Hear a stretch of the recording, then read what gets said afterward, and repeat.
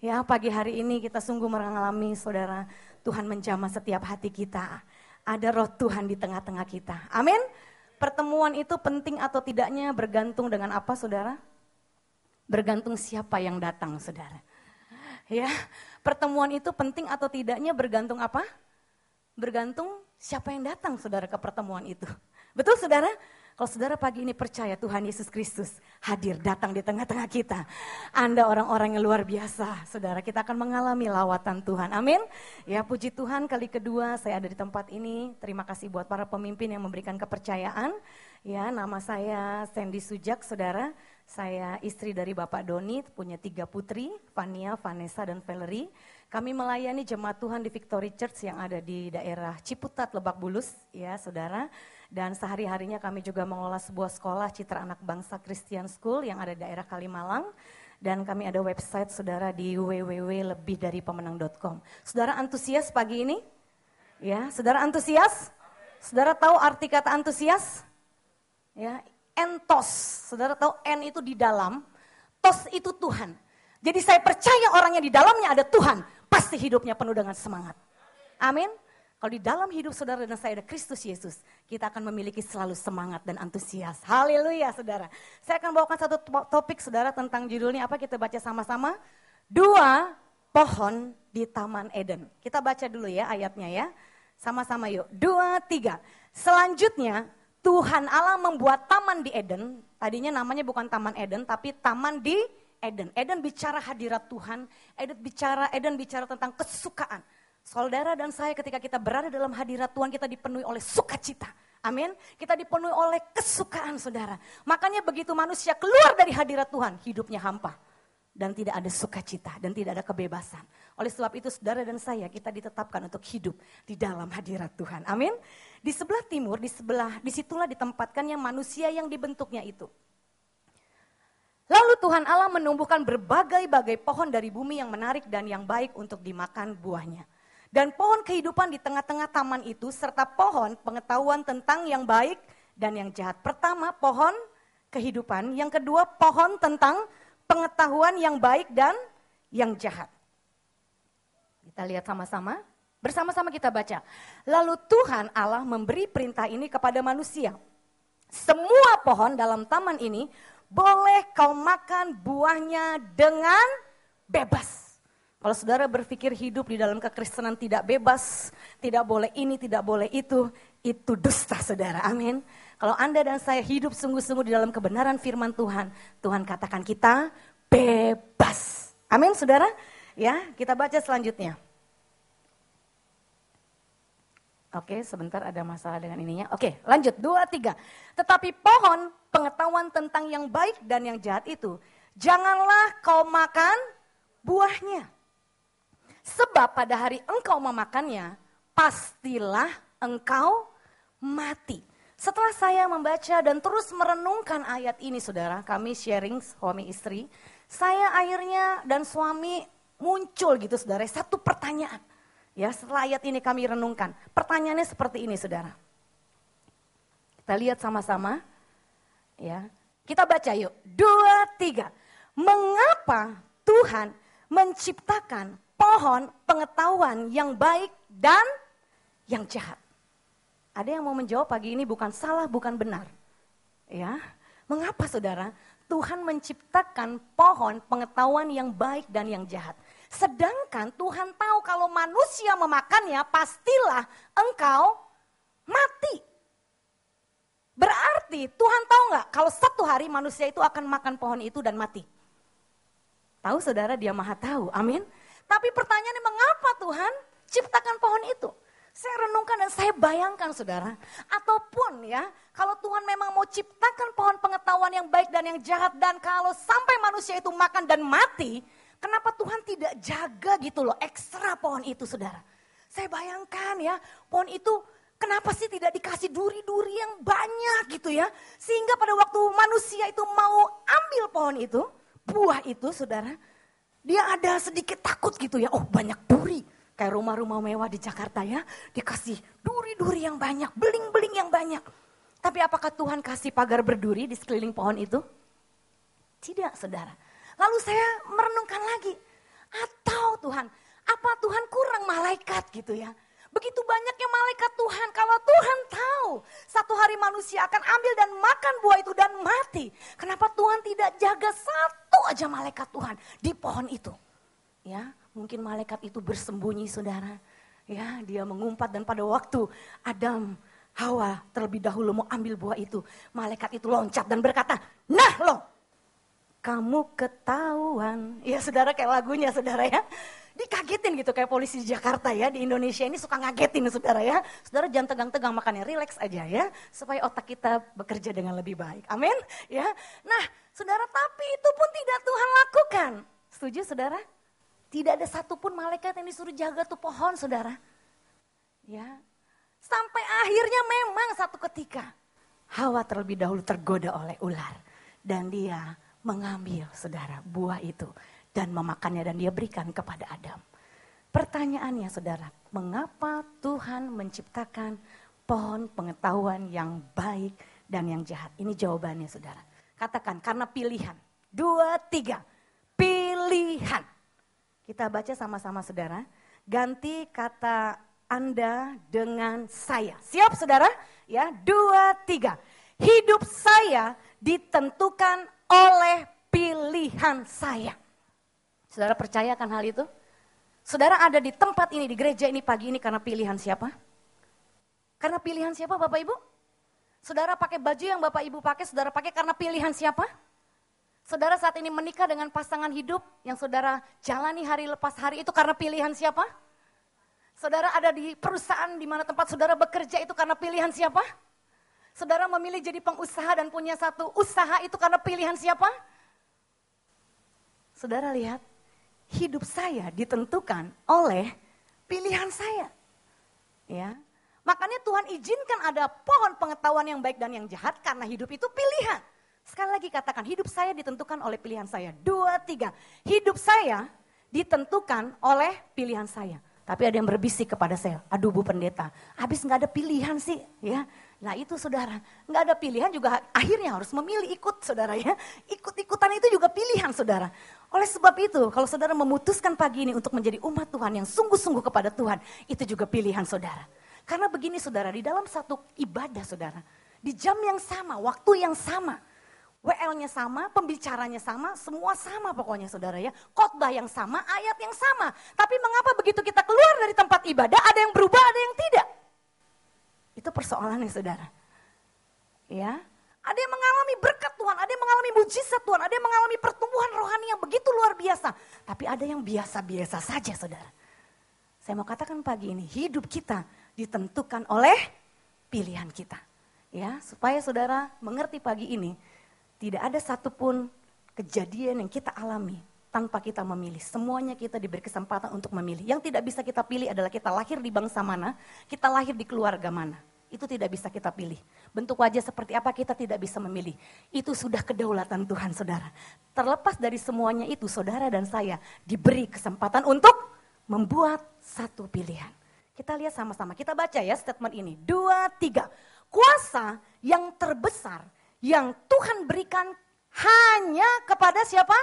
Manusia adalah kuasa untuk membuat pilihan. Ya, kepada binatang tidak diberikan kuasa ini. Singa dan macan, harimau tidak bisa. Mereka berkata begini, aduh bro, bosan ya. Setiap tahun kita makan daging terus sampai kedagingan. Nanti di tahun 2014 bro, bagaimana kita berubah? Kita makan sayur-sayuran. Bisa saudara? Enggak bisa. Saudara dan saya jangan-jangan lagi duduk di tempat ini sudah mikir. Nanti setelah ibadah mau makan apa? Ada banyak pilihan di luar. Ada bakso, ada bubur, ada somai. Ya, ada nasi uduk dan sebagainya. Saudara dan saya bebas memilih. Jadi kuasa terbesar yang hanya diberikan kepada manusia. Tidak diberikan kepada yang lain. Kuasa ini hanya diberikan kepada manusia. Yaitu kuasa untuk membuat pilihan. Jadi saudara, kita menerima kuasa itu bukan berarti sesuatu yang luar biasa kita bayangkan harus spektakuler. Itu baru kuasa. Kalau aku tidak bergetar dan tidak wah ya saudara ya. Itu bukan satu kuasa, bukan itu saudara. Tuhan sudah memberikan kuasa atas kita yaitu kuasa untuk membuat pilihan. Dan pilihan-pilihan yang saudara dan saya ambil itu menentukan hidup kita. Saudara yang percaya katakan amin. Ya, Tuhan sudah berikan kita kuasa. Katakan, Tuhan sudah berikan saya kuasa. 2, 3. Tuhan sudah berikan saya kuasa. Amin. Ya, kita lihat sama-sama. Nah, apa yang menentukan pilihan-pilihan yang kita ambil? Ya, hidup kita ditentukan oleh pilihan kita. Tapi Bapak, Ibu dan Saudara bisa memilih itu ditentukan oleh apa? Ya, ada yang menentukan.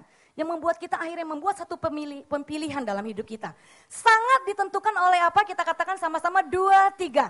Gambar apa yang ada dalam benak kita? Katakan gambar. Gambar. Cara pandang. Imajinasi. Ya, bicara pilihan saudara itu sangat ditentukan dengan apa yang ada dalam benak kita. Ya, makanya dikatakan seperti ini saudara. Kita baca lagi sama-sama, saya ajak saudara aktif pagi ini ya.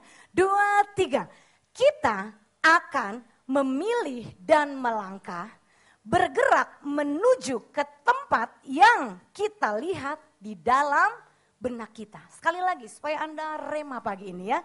2, 3, kita akan memilih dan melangkah dan bergerak menuju ke tempat yang kita lihat di dalam benak kita. Satu hari setelah ibadah, ada seorang ibu menghampiri minta nomor telepon. Dan besoknya ibu ini telepon saya, Bu Sandy bisa gak saya minta waktu? Saya ingin sharing satu hal. Kita lunch bareng ya Bu? Oke, janjian lah ya. Oke, besok 2 hari kemudian dari kita telepon, kita janjian. Kita ketemu ya jam 12 siang. Ya, di mana Bu? Di PI, di mall ya Bu, di mall PI. Oke Bu, siap, jam 12 kita bertemu. Nah saudara, waktu itu saya akhirnya sudah jalan ya dan saya sudah sampai di lokasi. Saya telepon ibu ini. Bu, saya sudah ada di lokasi, ibu sekarang posisi ada di mana? Saya masih di Tanah Abang Bu, kan rumah saya dekat di Tanah Abang. Jadi ke mall PI itu dekat. Langsung saya kaget saudara, kok Tanah Abang? PI, Tanah Abang, kok dekat? Saya langsung mikir, saya terdiam. Ibu, maaf, saya sudah ada di Mall Pondok Indah. Loh Bu, kan Mall PI, Plaza Indonesia Bu. Waduh, bubar jalan saudara ya. Akhirnya ya mungkin saya yang salah, Pondok Indah lebih kenal PIM ya. Tapi karena kita lagi mungkin banyak pikiran, jadi kita kan mencerna PI itu Pondok Indah. Ya saudara, makanya kalau buat janji hati-hati saudara ya, ada mirip-mirip gitu ya. PS itu orang kadang bilang Plaza Senayan, tapi ada juga yang masih punya pikiran Plaza Semanggi saudara ya. Bisa jadi kesalahan, makanya dirubah jadi Pelangi gitu kalau Plaza Semanggi ya. Nah, saya ngalamin kesalahan dalam satu pilihan konsep gambarnya saudara. Gambar saya dan gambar ibu itu berbeda. PI menurut gambar ibu itu Plaza Indonesia. PI menurut gambar saya Pondok Indah. Jadi singkat cerita saudara, ibu itu tidak mungkin ke Pondok Indah, saya juga tidak mungkin ke Plaza Indonesia karena jarak begitu jauh dan belum macet-macetnya. Belum 3-in-1-nya saudara sore nanti ya, saya ada acara. Jadi batal saudara pertemuan kita hari itu. Saya ceritakan hal ini hanya membayangkan saudara, supaya saudara dan saya bisa bayangkan. Ini hanya masalah mau ketemu untuk lunch dan sharing, counseling ya. Oke lah kita bisa ganti hari. Tapi banyak dalam kehidupan kita, karena gambar yang kita miliki itu berbeda. Itu banyak terjadi hal-hal yang akhirnya merugikan diri kita, saudara paham? Ya, jadi apa yang ada di dalam benak saudara, gambar, imajinasi, itu sangat mempengaruhi hidup kita. Makanya yang dirubah oleh Tuhan waktu pertama kali kita dapat mengalami jamahan Tuhan, kita dapat dipulihkan Tuhan, itu imajinasi kita. Katakan imajinasi. Imajinasi saya menentukan kehidupan saya. Amin saudara. Jadi hari itu cancel saudara. Tapi saya langsung jadi tambah merema tentang pilihan saudara. Betapa bahayanya orang yang punya pilihan karena benak di dalam gambar dalam benaknya itu banyak yang salah. Bayangkan suami istri saudara. Kalau suami punya gambar A, istri punya gambar B, gimana enggak? Suami buka cek, istri buka cok. Cek cok. Belum anaknya punya gambar lagi, dalam keluarga punya banyak gambar. Makanya peranan dari orang tua itu yang sangat terpenting saudara adalah dari sejak kecil. Menanamkan image citra diri yang benar kepada anak. Amin Bapak Ibu yang sudah punya anak, opa oma yang sudah punya cucu. Ya. Karena apa? Kalau orang tua gagal menanamkan image citra diri yang benar kepada hidup si anak ini saudara sampai besar. anak ini akan mempunyai gambar imajinasi yang salah. Dan itu akan dia pegang sebagai satu kebenaran dalam hidupnya. Akhirnya itu menentukan untuk dia membuat pilihan-pilihan dalam kehidupannya. Tugas orang tua yang terpenting memberikan image, citra diri yang benar sesuai dengan gambar Kristus. Amin. Gambar yang Tuhan pulihkan dalam otak kita, saudara. Dalam benak kita adalah gambar Kristus. Makanya Tuhan katakan kamu adalah manusia ciptaan yang baru. Yang lama sudah berlalu, gambar yang lama sudah dibuang. Ya, sesungguhnya yang baru sudah datang. Kita diberikan gambar yang baru, gambar Allah. Saudara sadarkah saudara bahwa saudara dan saya adalah orang-orang hebat? Anda orang hebat, amin. Kapasitas Anda besar. Saudara percaya? Katakan besar. Ayo tangannya semuanya besar. Sekali lagi besar. Saya orang hebat. Karena ada Kristus di dalam saya. Amin saudara. Anda orang-orang yang luar biasa, tidak terkalahkan. Ya, Anda terlahir kembali untuk mengalahkan dunia. Amin saudara. Yes, makanya cara jalan Anda dan cara berdiri Anda dan cara duduk Anda juga berbeda saudara. Ya, Anda punya kepercayaan diri yang benar di dalam Kristus. Saya orang yang diurapi Tuhan. Tuhan akan pakai hidup saya untuk kemuliaan nama Tuhan. Amin saudara. Dulu saya orang yang minder saudara. Boro-boro punya cita-cita jadi pendeta. Amit-amit jabang bayi. Ya kalau bahasanya orang Betawi saudara ya. Enggak akan mungkin. Ya. Mengerikan saudara ya. Jadi waktu papa saya bertobat dia bilang, papa ada panggilan mau jadi pendeta. Saya bilang, what? Jadi pendeta? Saya benci sekali saudara. Kenapa? Karena dari kecil saya sudah dirusak imajinasinya.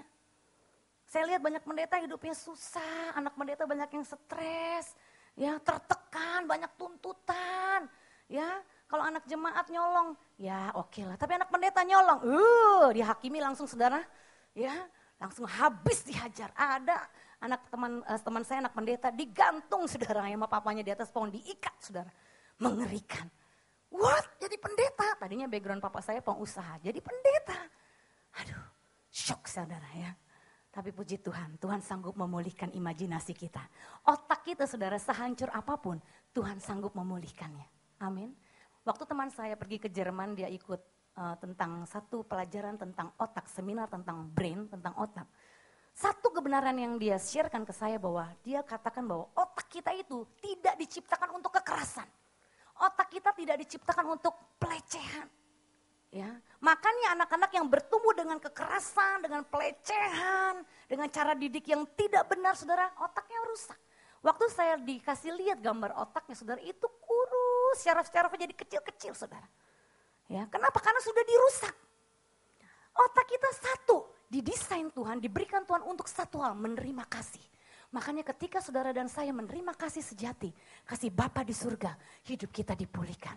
Otak kita sehancur apapun, Tuhan sanggup pulihkan. Beri tepuk tangan bagi Tuhan, saudara. Haleluya. Tuhan mau pulihkan imajinasi saudara dan saya.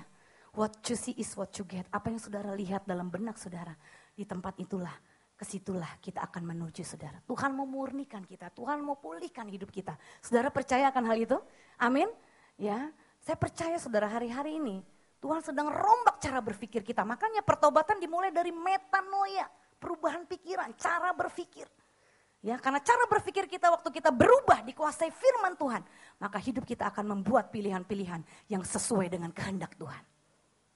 Ya, tadi saya setuju dengan Pastor Niko berkata bahwa hidup ini saudara kita harus belajar mengandalkan Tuhan. Amin. Ketika kita belajar mengandalkan Tuhan, kita punya kepekaan mendengar suara Tuhan, maka hidup kita akan dipimpin hari lepas hari kepada jalan yang sudah Tuhan tetapkan untuk hidup kita. Amin saudara. Ya, kita lihat sekali lagi saudara. Ini hal yang sering iblis lakukan. Kita baca sama-sama 2, 3. Iblis hanya bisa saudara memberi kita gambar yang salah. Dari kecil, oma saya selalu berkata begini. Eyang saya panggilnya ya, karena dari suku Jawa. Sandy, karena papa mamamu hancur, maka hidup kamu hancur. Itu kelas 3 SD saudara. Karena mama saya berasal dari kafir, saudara, lalu percaya Tuhan Yesus. Jadi eyang saya punya satu tujuan untuk bawa saya kembali kepada agama mama saya semula. Ya, jadi dia katakan kalau kamu gak benar-benar berdoa, sembahyang, Ya, maksudnya kembali ke agama mamamu semula, kamu akan lihat nanti. Tidak ada laki-laki yang mau sama kamu. Waduh, anak kelas 3 SD udah dibombardir begitu Bapak Ibu. Kalaupun laki-laki itu mau sama kamu, orang tuanya gak ada yang mau berbesan dengan keluarga hancur seperti kamu. Itu aib. Bapak Ibu, setiap hari saya dikasih image, dikasih gambar. Karena papa mamamu berpisah, hidupmu hancur. Benar Bapak Ibu.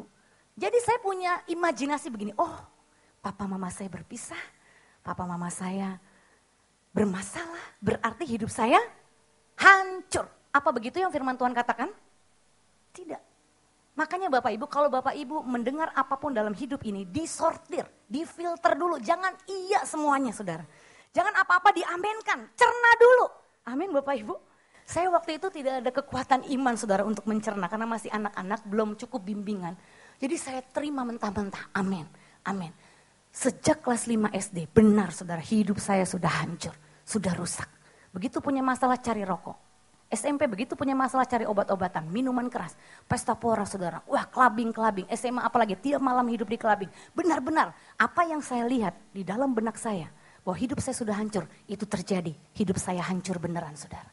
Oleh sebab itu hidup kita ditentukan oleh pilihan kita. Iblis hanya bisa menghancurkan dan merusak gambar dalam benak kita. Makanya Yohanes 10 ayat 10, pencuri datang hanya untuk mencuri, membunuh dan membinasakan. Tapi aku datang untuk memberikanmu hidup dan hidup dalam kelimpahan. Oleh sebab itu saudara, apa yang sudah berhasil iblis curi dalam hidupmu? Apa yang sudah berhasil iblis rusak dalam imajinasimu Tuhan? Pagi ini Tuhan mau pulihkan. Dia sanggup memulihkan. Sehingga saudara dan saya bisa punya satu keputusan. Bisa punya satu pilihan yang sesuai dengan kehendak Tuhan. Amin. Ya, kita lihat sama-sama. Efesus 6 ayat 11. 2, 3. Kenakanlah seluruh perlengkapan senjata Allah supaya kamu dapat bertahan melawan tipu muslihat iblis. Katakan, perlengkapan senjata Allah. Amin, saudara. Hari-hari ini, saudara, mari, saudara, satu terapi yang paling mujarab untuk menyembuhkan hidup kita, memulihkan hidup kita adalah ketika kita kembali untuk merenungkan kebenaran firman Tuhan. Kalau di otak kita penuh dengan firman, saudara, maka ketika iblis serang kita, yang keluar apa? Firman. Tapi kalau di otak kita penuh dengan kegeraman, kemarahan, kepahitan, kekecewaan, maka ketika iblis serang kita sudah buka celah, saudara. Kita yang memilih untuk menjadi pahit. Anda pahit itu satu pilihan, saudara. Tapi kan ini karena perbuatan dia, Bu. Iya, dia menyakiti Anda. Tapi Anda bisa memilih untuk tidak pahit. Amin. Kepahitan itu pilihan, kebahagiaan itu apa? Pilihan. Ada orang merasa kok dia enak ya hidupnya, bahagia banget. Kok aku kok menderita banget. Susah, duit. Ya saudara, hidupnya kayak kereta api saudara ya. Susah terus ya. Kenapa itu pilihan?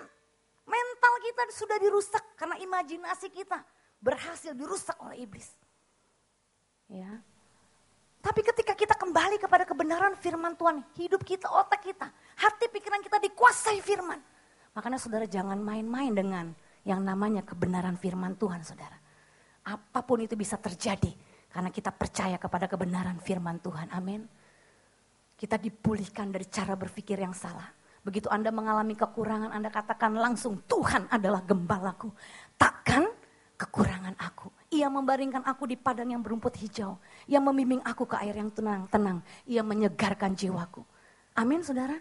Ketika saudara menghadapi ketakutan, saudara mungkin takut dari mana ini Tuhan. Bagaimana aku bisa menyelesaikan persoalan-persoalanku. Saudara ingat, aku melayangkan mataku ke gunung-gunung. Dari mana datangnya pertolonganku? Saudara jawab, pertolonganku datangnya dari Tuhan. Yang menjadikan langit dan bumi. Orang yang benar-benar hidupnya dikuasai firman, saudara, dia akan mengalami satu terobosan demi terobosan. Dan saya percaya, pintu-pintu yang tertutup itu saudara, akan terbuka ketika hidup kita dikuasai oleh kebenaran firman Tuhan. Yang gelap jadi terang. Amin saudara. Sama prinsipnya, kalau saudara masuk ke ruangan ini gelap. Saudara mau ruangan ini terang, saudara harus berbuat apa? Harus memilih apa? Datang kepada tombol-tombol lampu dan pencet tombol itu. Nyalakan tekan tombol itu, maka ruangan yang gelap menjadi terang. Saudara mau hidup saudara diterangi terus oleh terang kemuliaan Tuhan? Ada pancaran sukacita di wajah saudara? Tekan tombol saudara, aku mau memilih, memutuskan untuk senantiasa hidup dalam firman. Saya begitu bangun pagi saudara, ini kebiasaan dari bertobat tahun 95, saya bersyukur punya beberapa mentor yang melatih saya untuk makan firman, makan firman, makan firman.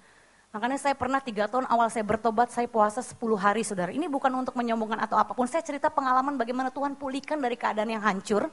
Ya benar-benar hancur, tidak ada harapan, tadinya sudah berapa kali, 3 kali mau mati saudara. Tapi Tuhan selamatkan memang berkat doa seorang ibu yang luar biasa. Namun ada bagian saya juga membuat satu pilihan sejak saya bertobat. Saya tidak berleha-lehe dan tidak pasrah saudara ya. Saya ambil keputusan, Tuhan saya mau sungguh-sungguh jadi murid. Saya mau bertumbuh Tuhan, saya mau dipulihkan, saya mau diubahkan. Dan Tuhan buka jalan lewat momen-momen doa puasa bersama seluruh gabungan gereja-gereja. 10 hari gak makan saudara, lapar. Tapi luar biasa, Tuhan kerjakan banyak perkara-perkara ajaib, dia pulihkan masa lalu saya. Beberapa kali saya mengalami bagaimana bertemu Tuhan, Tuhan pulihkan kejadian demi kejadian dari masa kecil. Sampai saya tahu saudara bahwa saya ini adalah anak yang sudah, harusnya mama saya itu pernah ngomong aborsi saya, bukan karena mama saya mengakui. Satu peristiwa dalam kehidupan saya yang orang tua saya tidak akui adalah ketika mama saya mau menggugurkan saya. Jadi waktu satu hari saya worship, menyembah Tuhan, menyembah Tuhan. Wah datang kepada Tuhan, tiba-tiba saya melihat saudara ada seorang ibu hamil. Anak dalam kandungannya itu menangis saudara. Lalu saya simpan, apa maksudnya? Karena masa lalu saya pernah aborsi, saya pikir apa itu anak saya. Tapi Roh Kudus jelas berkata, bukan, itu sudah beres, aku sudah ampuni masa lalumu. Tapi ada sesuatu, tiba-tiba waktu saya datang ke rumah mama, saya tanya, Mah, kenapa waktu saya ini lagi berdoa, saya lihat seorang ibu hamil dan anak dalam perutnya itu menangis. Tiba-tiba saudara mama saya tuh bisa bengong. Aduh Sandy, mama minta maaf. Ini saya udah punya anak 1 kejadiannya saudara. Saya sudah dipulihkan, jadi saya dipulihkan itu tahun 95. Mama saya mengakui dan Tuhan singkapkan hal yang tadi saya ceritakan itu tahun 2001. Setelah masa saya dipulihkan. Karena Tuhan tahu bagian itu tidak tersingkap tapi mempengaruhi alam bawah sadar saya dan merusak imajinasi saya. Roh Kudus itu pekerjaannya luar biasa dahsyat saudara. Amin. Sekalipun tidak tersingkap tapi kalau itu sempat merusak imajinasimu, dia punya cara untuk menyingkapkannya. Mama saya kaget, Sandy mama minta maaf. Tapi jujur mama tidak bermaksud mau menggugurkan kamu. Tapi karena mama saya dan papa waktu itu melakukan hubungan seks di luar nikah. Akhirnya saya sudah ada di kandungan mama saya 3 bulan. Dan mama saya begitu takut karena tidak disetujui orang tua. Jadi dia berusaha menggugurkan dengan minta obat ke dokter dan minum jamu-jamuan. Puji Tuhan lahirnya normal saudara ya. Karena Tuhan punya rencana, amin. Tapi di situ mama saya minta maaf. Ya, di situ imajinasi saya dipulihkan. Pantesan dari kecil ini saya begitu minder. Ya, saya kok orangnya gampang tertolak. Saya hidupnya cenderung menyenangkan orang, gak apa-apa lah lu happy, yang penting lu happy deh, gue menderita gak apa-apa. Jadi saya sebagai wanita pun cenderung apa ya, pasrah dengan para pria, gampang menyerahkan kehormatan saya. Saudara kenapa? Karena saya takut tertolak, jadi untuk diterima di sebuah lingkungan, di sebuah komunitas, saya rela lakukan apapun sekalipun itu mengorbankan sesuatu yang berharga dari hidup saya. Ya, karena takutnya ditolak. Ternyata akarnya itu imajinasi saya sudah dirusak karena mama saya pernah mau menggugurkan saya, tapi dahsyat kuasa Roh Kudus. Kuasa kebenaran firman Tuhan itu sempurna. Kalau saya datang ke psikolog, psikiater, mungkin tidak ditemukan akar-akar ini saudara. Mama saya lupa, apalagi saya tidak tahu kejadiannya. Betul saudara? Tapi Roh Kudus, karyanya, pekerjaannya tidak terbatas. Dia sanggup saudara. Benar saudara. Mungkin ada beberapa bapak ibu bingung menghadapi dirimu sendiri. Kenapa ya aku menjadi pribadi yang seperti ini? Aku gak mau menjadi orang yang keras. Aku mau kok jadi orang yang sabar. Tapi kok aku cenderung keras. Cenderung kasar. Main tampar, main pukul, main maki-maki. Walaupun sudah bertobat, sudah tahu kebenaran firman. Tapi kok sulit ya. Mungkin ada bagian dari imajinasi saudara yang sudah dirusak oleh iblis. Dan Tuhan sanggup memulihkan. Makanya pentingnya kita merenungkan firman siang dan malam. Ya, sehingga pikiran kita jernih, pikiran kita dibersihkan selalu, mandi terus saudara ya. Dengan firman, itu kebiasaan yang dilakukan dari sejak saya bertobat dan puji Tuhan. Semua imajinasi yang dirusak dari pornografi, bayangkan saudara. Kalau orang dirusak pornografi hari-hari ini apa dengan internetan, buka Google, searching sana, searching sini, saya enggak. Dari saya umur saudara kelas 3 SD. Jadi kalau teman-teman saya waktu SMP ajak saya nonton blue film, baca buku-buku stensil, saya sudah tidak asing lagi. Mengapa? Karena sejak kelas 3 SD saya selalu melihat pembantu saya itu melakukan hubungan seks di depan saya dan adik saya nomor 2.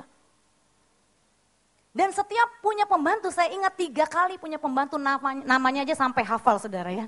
Itu selalu melakukan hal yang tidak berkenan di depan saya. Ini yang merusak juga salah satunya imajinasi saya. Jadi saya berpikir, oh kalau pria wanita itu suka sama suka, melakukan hubungan seks, telanjang-telanjangan, cium-ciuman, peluk-pelukan itu hal yang wajar, hal yang biasa. Kenapa dari kecil saya lihatnya begitu? Dan gereja pada waktu itu belum seperti sekarang ya. Untuk anak mudanya luar biasa, ada bimbingan tentang seks, ada bimbingan tentang kekudusan, ada bimbingan tentang benar-benar bagaimana hidup dalam menerima jodoh dari Tuhan. Saya belum ada saudara zaman itu, tidak ada yang membimbing. Jadi itu yang terekam di imajinasi saya, oh pria dan wanita suka sama suka, hubungan seks wajar. Jadi begitu saya suka dengan pria, saya lakukan itu saudara. Dan itu wajar. Tapi puji Tuhan saudara, dari begitu banyak hal, tentang masalah perjinahan, percabulan yang menguasai otak saya. Maaf saudara, saya otaknya itu dulu kotor. Memang karena dari kecil lihatnya hal-hal yang kotor. Kalau saudara tiap hari rusak saudara, dirusak oleh pornografi. Bayangkan Indonesia adalah salah satu negara terbesar yang penduduknya terikat pornografi. Di Cina aja yang penduduknya banyak begitu saudara. Internet itu tidak bisa buka Facebook sembarangan. Betul? Tapi kita di Indonesia itu sangat bebas. Makanya banyak sekali penduduk kita, warga kita, negara kita Indonesia ini yang diikat oleh pornografi. Kalau setiap hari hidup kita nontonnya pornografi, maka otak kita rusak saudara. Ada seorang bapak konseling kepada suami saya, Pak Doni saya mau bebas dari dosa seks Pak. Saya menderita, setiap hari saya terikat pelacuran. Saya mau bertobat Pak, sampai dia ngaku ke istrinya saudara, kita dampingi, dipulihkan saudara. Tapi apa yang terjadi? Ini dia cerita, pada satu waktu dia gagal lagi, dia jatuh lagi saudara. Kenapa? Pada waktu dia setir mobil dari rumah, ini otak mau ke kantor saudara ya. Tapi karena memang di dalam imajinasinya itu sudah sempat dirusak, dia itu bisa muter balik saudara. Ke arah tempat pelacuran yang dimana dia sering datangi lagi saudara. Yang dulu sering dia datangi lagi. Dan dia lakukan lagi. Ya, wah. Berkali-kali sampai dia udah malu ngaku saudara. Dia simpan lagi itu dosa dan dia jatuh. Dia begitu tertuduh, hidupnya begitu menderita. Karena imajinasinya sudah dirusak oleh pornografi. Oleh kenajisan saudara. Manusia mencoba menggantikan kenikmatan hadirat Tuhan dengan kenikmatan seksual. Dengan cara percabulan, perjinahan saudara. Banyak anak-anak Tuhan yang dirusak otaknya dengan pornografi. Mari kita gereja Tuhan. Kita datang kepada Tuhan, kita buat pilihan Tuhan. Kalau di antara Anda ada yang pernah dirusak dari sisi pornografi saudara, minta Tuhan bersihkan otakmu, alam bawah sadarmu dengan kekudusan Tuhan, amin. Dan saya mengalami pemulihan saudara, bukannya gampang saudara, saya bebas dari dosa seks saudara. Tidak mudah walaupun saya seorang wanita, saya harus akui berkali-kali ketika pikiran-pikiran imajinasi itu mulai muncul dan menarik saya kembali ke hal itu, saya ngaku saya datang. Waktu itu orang tua saya sudah dipulihkan. Saya ngaku apa adanya, pikiran saya, imajinasi saya yang kotor, tolong doakan saya. Oleh sebab itu penting sekali saudara punya mentor, hidup dalam komunitas anak-anak Tuhan. Dalam hal ini saudara, dalam hal seksual, kita gak bisa berjuang sendiri saudara. Sungguh, banyak orang bersaksi mau lepas dari dosa seks itu sendirian, gak bisa.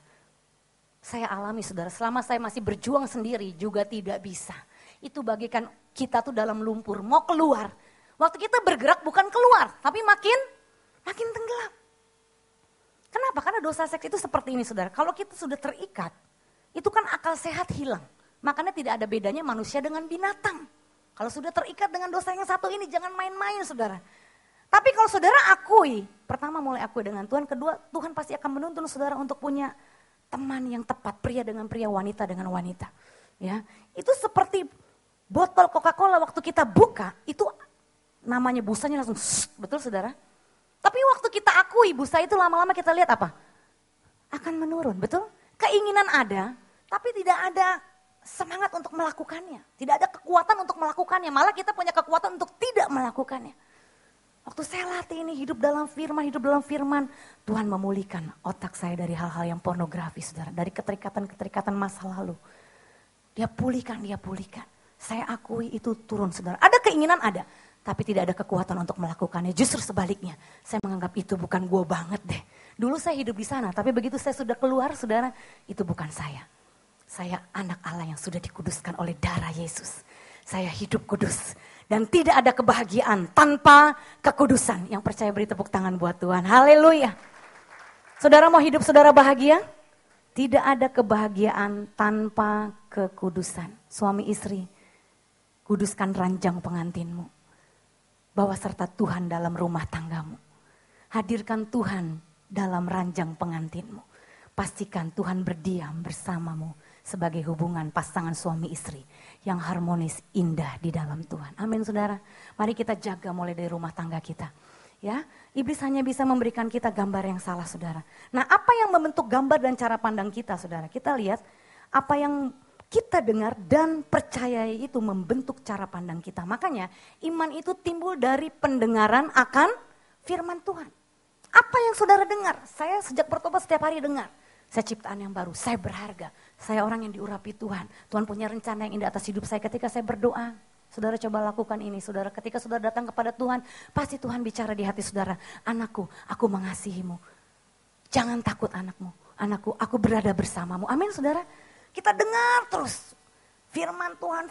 Memang bukannya masalah, Bu, kok firman Tuhan, terus firman Tuhan. Iya saudara. Sampai memang sempat ekstrim saya tidak baca apapun selain firman saudara. Betul. Karena saya sudah di posisi yang benar-benar butuh sekali pertolongan dan kalau saya tidak benar sungguh-sungguh, hancur lewat semua saudara. Dan tidak ada pilihan, terapi yang paling mujarab ya memang terapi bagaimana kita hidup dalam kebenaran firman Tuhan. Itu menyembuhkan, itu memulihkan, itu membebaskan. Tidak ada satu keterikatan pun yang tidak dapat dibebaskan. Karena firman Tuhan itu berkuasa membebaskan hidup kita saudara. Dan menyembuhkan jiwa kita, memulihkan tubuh kita. Itu daya tahan yang luar biasa ada di dalam kebenaran firman Tuhan. Oleh sebab itu saudara, mari perhatikan apa yang kita dengar. Kalau saudara dengar setiap hari musik-musik yang melankolis ya saudara ya, yang sedih-sedih, udah itu kata-katanya liriknya melemahkan, mau bunuh diri ya, penyesalan ya. Waduh saudara, kata-kata perselingkuhan. Kenapa banyak makannya rumah tangga dalam gereja Tuhan, selingkuh sana, selingkuh sini, cerai, kawin cerai. Kenapa? Apa yang mereka dengar? Ya. Seorang ibu konseling dengan temannya, cerita suaminya selingkuh. Karena teman-teman ini juga anak Tuhan. Ya udahlah, lo kan masih muda. Kalau laki lo bisa, kenapa lo enggak? Coba saudara. Dia mendengar begitu, dia diam, dia cerna. Dia akan buat pilihan yang sama. Lo bisa, gue juga bisa.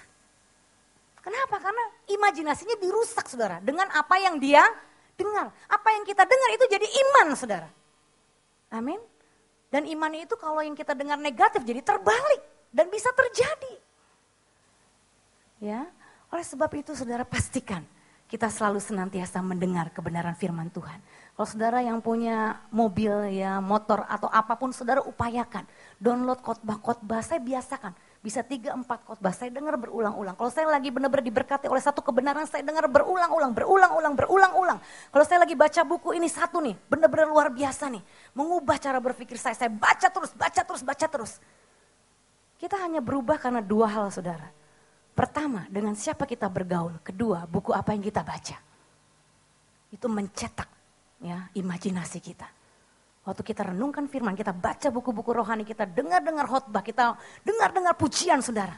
Wah itu luar biasa. Anda akan lihat hidup Anda akan berbeda dan menjadi pribadi-pribadi yang tidak terkalahkan. Makanya orang yang suka menyembah saudara, orang yang suka memuji Tuhan itu berbeda dalam menghadapi masalah. Kenapa? Karena imannya itu saudara tidak tergoncangkan. Amin. Ya, luar biasa saudara. Tuhan kita Allah yang memulihkan. Lihat saudara, hidup kita ditentukan oleh apa? Pilihan kita. Katakan, hidup saya ditentukan oleh pilihan saya. Hidup saya ditentukan oleh pilihan saya. Nah, pilihan-pilihan kita saudara sangat ditentukan oleh apa? Cara pandang kita, imajinasi kita, gambar dalam benak kita. Nah, cara pandang kita, gambar atau imajinasi sangat ditentukan oleh apa? Apa yang kita dengar dan percayai. Katakan, apa yang saya dengar akan membentuk iman. Oleh sebab itu jaga pendengaran kita saudara. Pegang telinganya baik-baik dua-duanya saudara. Katakan bersama-sama di dalam nama Tuhan Yesus. Aku menyerahkan pendengaranku untuk mendengarkan kebenaran firman-Mu. Dalam nama Yesus. Saudara, semakin sering saudara dengar kebenaran, sekeras apapun itu, sehancur apapun itu, jebol saudara. Terobosan terjadi, terobosan terjadi, terobosan terjadi. Benar saudara, tidak main-main. Saya alami saudara. Saya alami bagaimana kalau secara manusia itu tidak mungkin saudara. Satu persatu ketika saya mengalami perubahan, saya lihat adik saya nomor 2, adik saya nomor 3, adik saya nomor 4 mengalami perubahan. Itu bukan karena kita hebat, bukan karena kita luar biasa saudara. Tapi karena firman itu bekerja, memulihkan, membersihkan. Ya, memulihkan bagian otak yang sudah dirusak oleh iblis saudara. Dan benar-benar kuasa firman itu dahsyat luar biasa. Saudara mau alami mujizat Tuhan? Amin. Perhatikan apa yang saudara dengar. Karena itu membentuk iman saudara. Hari ini saudara, kalau saudara pernah dirusak imajinasinya oleh hal apapun yang tidak berkenan di hadapan Tuhan, serahkan imajinasi itu kepada Tuhan. Kalau masih ada pikiran-pikiran yang jahat saudara, ya seorang anak mengaku, ya bagaimana dia ditanamkan oleh orang tuanya, nak kalau kamu menikah nanti, jangan pernah kamu keuangannya itu terbuka dengan istrimu, ini anak pria. Baru kemarin teman saya sharing, ya. Tapi dia sekarang luar biasa, sudah jadi pembicara yang diurapi. Tapi dia cerita bagaimana dia ditanamkan pemikiran. Karena mamanya itu dijahati oleh keluarganya. Mamanya itu dijahati oleh suaminya sendiri, papanya sendiri. Itu rumah tangga ini pengusaha punya satu rekening. Tiba satu titik sudah berumur saudara, sudah cukup usia. Ya, papanya ini terikat narkoba. Akhirnya tabungan yang cuma satu rekening ini habis saudara. Ya, dan papanya itu main KDRT, kekerasan dalam rumah tangga, dan anak ini selalu melihat mamanya begitu pahit. Akhirnya mamanya harus mulai dari nol lagi, berjuang, bekerja saudara. Yang lalu habis dia bekerja lagi, dia bermitra dengan keluarganya sendiri, adik berkakak saudara. Apa yang terjadi begitu usahanya sukses, dia dikecewakan lagi, uangnya habis lagi dibawa kabur saudara. Ya, lalu dia menanamkan imajinasi sama anaknya, nak. Kalau kamu kelak menikah, jangan pernah punya satu rekening. Kamu harus punya rekening sendiri yang tanpa istrimu tahu. Dengar kata mama?